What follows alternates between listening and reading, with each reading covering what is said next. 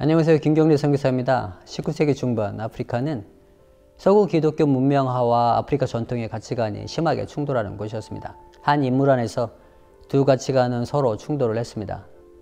이런 상호작용을 통해서 서구 문화와 아프리카 전통의 껍질은 벗겨지며 복음만 남아 내면화되었습니다. 내면화된 복음은 당시 희망이 없어 보이는 아프리카의 희망의 씨앗이 되었습니다. 그것을 이해하지 못하는 사람들에게 핍박을 받으면서도 그 진리가 자신의 민족의 소망이라고 전파했던 남부 아프리카 최초의 목회자 티오소가를 소개할까 합니다. 티오소가는 이스턴 케이프 구아리에서 1829년에 태어났습니다.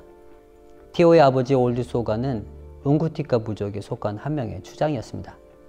당시 올드소가는 8명의 아내가 있었는데요. 티오의 어머니는 올드소가의 첫 번째 부인이었으며 9명의 자녀가 있었는데 티오는 7번째로 태어났습니다. 노스트는 기독교인이 됩니다. 그녀는 아들이 기독교인으로 자라길 원해서 남편에게 티오와 자신이 가족을 떠나서 살 수 있도록 요청합니다. 두 사람은 추미 선교기지에 들어가 생활을 합니다. 노스트는 또한 티오가 꼬사의 전통을 따르지 않기를 바라며 성년식 할례를 반대하고 티오는 할례를 받지 않습니다. 티오는 추미 선교기지에서 윌리엄 찰머스 선교사의 학교에서 교육을 받으며 자랍니다. 수학을 제외한 모든 과목에서 우수한 학생이었습니다. 1844년 티오는 추미 선교기지에서 13km 떨어져 있는 러브데일 선교기지에 있는 고등학교에 장학생으로 입학합니다. 당시 러브데일 고등학교는 다인종 학생들로 구성되어 있었습니다. 선교사 자녀들, 백인 정착민의 자녀들, 그리고 티오와 같은 아프리카인들이 공부를 했는데 티오는 그 안에서 우수한 학생이었습니다. 공부를 시작한 지 2년 후에 전쟁이 발발합니다. 당시 영국 콜로니와 꼬사 왕국 간의 100년의 긴 전쟁을 치르고 있었는데 역사에서는 이 전쟁을 7번째 전쟁으로 기록하고 있습니다. 러브데일 선교기지는 전쟁을 위한 장소로 사용되었고 티오와 그의 어머니는 포트 암슬롱으로 피난을 떠나야 했습니다. 피난 중에도 티오는 공부를 멈추지 않았습니다. 러브데일 고등학교 교장이었던 윌리엄 고반 선교사는 스코틀랜드로 돌아가는데 다른 선교사 자녀들도 동반합니다. 그때 윌리엄 고반 선교사는 티오도 함께 가서 공부를 계속할 것을 제안합니다. 티오의 어머니는 아들을 스코틀랜드로 보내며 하나님께 온전히 드립니다. 나의 아들은 하나님의 것입니다. 그가 어디를 가든지 하나님이 함께합니다. 내 아들이 스코틀랜드에 있든 여기서 나와 함께 있든 하나님의 돌보심이 항상 그와 함께 있습니다. 티오는 스코틀랜드 글라스고우에 있는 존 스트리트 연합장로교회에 입양되어서 다른 백인 학생들과 함께 교육을 받습니다. 그는 그곳에서 예수님을 구주로 고백하고 1848년 5월 7일 세례를 받고 예수님께 전 삶을 드립니다. 티오는 새롭게 시작될 유니언데일 선교기지 사역의 팀원이 되어서 남부 아프리카로 돌아오게 됩니다.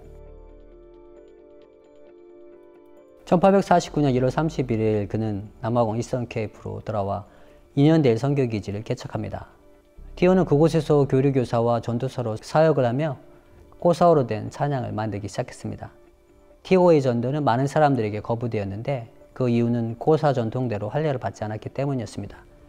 꼬사 전통에 따라서 성인식을 받을 것을 많은 사람들로부터 강요받습니다. 하지만 그는 성인식이 조상숭배와 연결되어 있다고 믿었기 때문에 거절하고 그것 때문에 생명의 위협을 받기도 했으며 집에 물건이 강탈되기도 했습니다. 100년 전쟁의 8번째 전쟁이 1850년 발발하면서 유니언데일 선교기지는 어려움에 처하게 됩니다.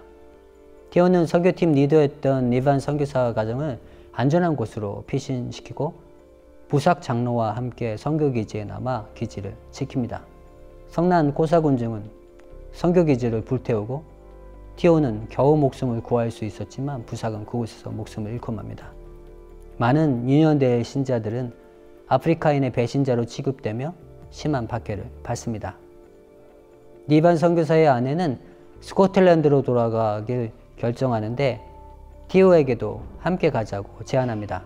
티오는 스코틀랜드로 돌아가서 신학을 공부하기로 마음을 먹고 두 번째 방문길에 오릅니다. 티오는 스코틀랜드에서 1850년에서 1856년까지 신학을 공부하며 가난한 지역에서 주일학교 교사로 섬깁니다. 그는 그곳에서 아내가 될 자넷 번사이드를 만납니다. 티오는 1856년 12월 23일 존 스트리트 교회에서 선교 목사로 안수를 받습니다. 2개월 후 티오는 자넷과 함께 결혼하여 가정을 이루고 이스턴 케이프로 돌아와 본격적인 선교 사역을 시작합니다. 당시 꼬사 부족은 1856년부터 있었던 소학살로 인한 기근과 굶주림으로 고통을 받고 있었습니다. 소가 부부가 했던 첫 번째 사역은 배고픔과 거할 것이 없는 사람들을 위한 구제 사역이었습니다. 스코틀랜드 연합 장로교회는 굶주림에 빠진 꼬사인들을 위한 재정을 지원하며 함께합니다. 자넷 소가는 여자아이들을 위한 학교를 시작해서 꼬사 여자아이들을 위한 사역을 합니다. 티오 소가 목사와 로버트 존스턴 선교사는 작은 교회를 응과일리 지역에서 개척합니다.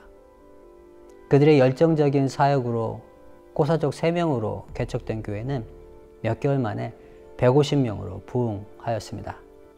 1861년 600명의 이상의 꼬사족 사람들이 새롭게 건축된 건물에서 예배를 드릴 수 있었습니다.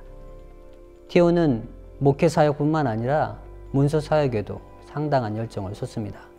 그는 존 버넌의 철로 역정을 꼬사어로 번역하기 시작해서 1866년 11월 21일 번역을 마칩니다. 초기 사역부터 해왔던 꼬사어 찬양을 꾸준히 만들어서 꼬사어 찬송가를 완성했습니다. 티오의 사역은 더욱더 확장되어서 1867년 트랜스카이 지역의 투트라 선교기지 사역이 시작되었습니다. 광활한 지역을 그는 말을 타고 다니며 복음을 전했습니다.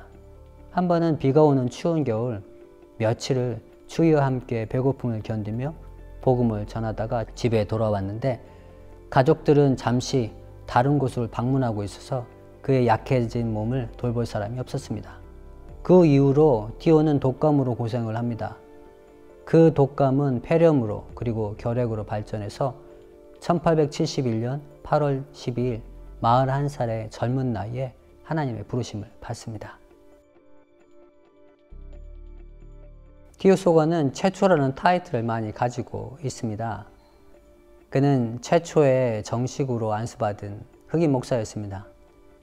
흑인을 위한 최초의 찬송가를 만든 사람입니다.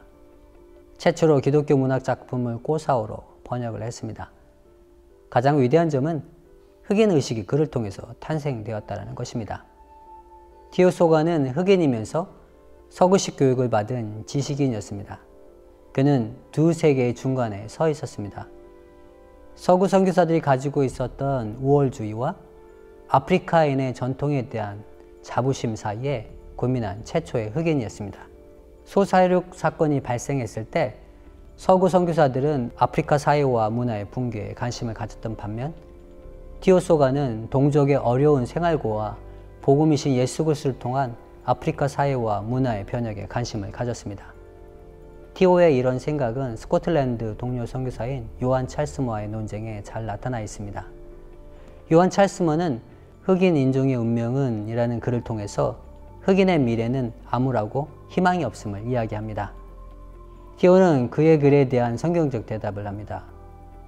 에디오피아는 그녀의 하나님을 향해 손을 스키 들 것입니다. 하나님의 약속 안에 있는 사람들은 하나님의 약속이 이루어지기 전에 멸망하지 않을 것입니다. 이 문제에 있어서 나는 사람들의 이론을 받아들이기보다는 구약 성경을 믿습니다.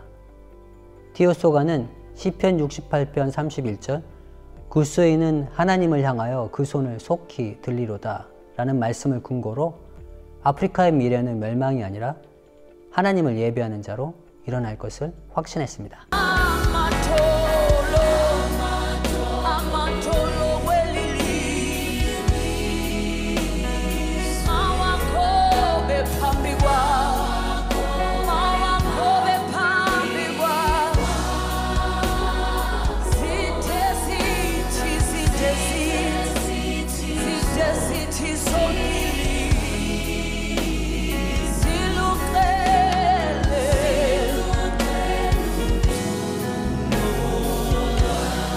남아공 기독교인들은 그가 만든 찬양으로 하나님을 예배하고 있습니다. 흑인의 삶의 근간인 조상신 믿음을 과감히 거부하고 예수님만 왕으로 모셨던 티오소가는 흑인 문화의 변혁을 가져오기 시작했습니다. 그는 고사워 찬양을 만들어 그들의 민족의 언어로 하나님을 찬양하게 도왔습니다. 동족의 언어로 하나님의 말씀을 이해할 수 있도록 고사워 성경을 번역하기 시작했습니다. 그가 사랑했던 고사인들이 그리스도인의 삶이 어떤 삶인지 잘 이해하길 소망하며 고사어로 철로역정을 번역했습니다. 현대를 살아가는 모든 그리스도인들은 복음으로 우리가 살아가는 삶의 현장을 번역해야 될 부르심을 받았습니다. 복음이 온전히 삶 가운데 풀어지지 않는다면 불가능한 일입니다. 티오소가는 현대를 사는 우리에게 우리 삶의 현장에서 어떻게 번역해야 할지 가르침을 주고 있습니다. 그는 서구 계몽주의의 영향하에 교육을 받았지만 아프리카의 희망은 단지 교육이 아니라 예수님임을 잊지 않았습니다. 하나님의 약속은 예수 그리스도 안에서 이루어졌습니다. 티오는 예수님 안에서 아프리카의 희망을 보았습니다.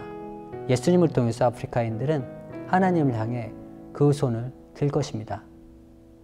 다스리소서, 다스리소서. 주 예수님, 당신을 통해서 행복이 임합니다.